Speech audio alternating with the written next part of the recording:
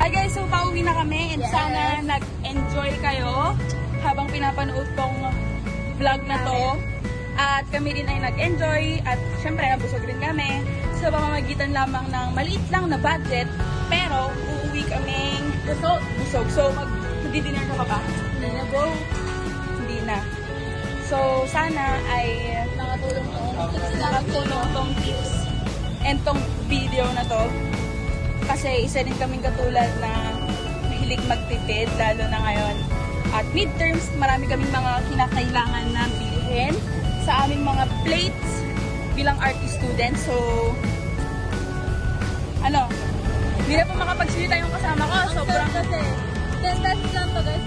Yep. Okay, so, mamaya na guys, pag nakauwi na kami, babalag namin ulit. Bye-bye!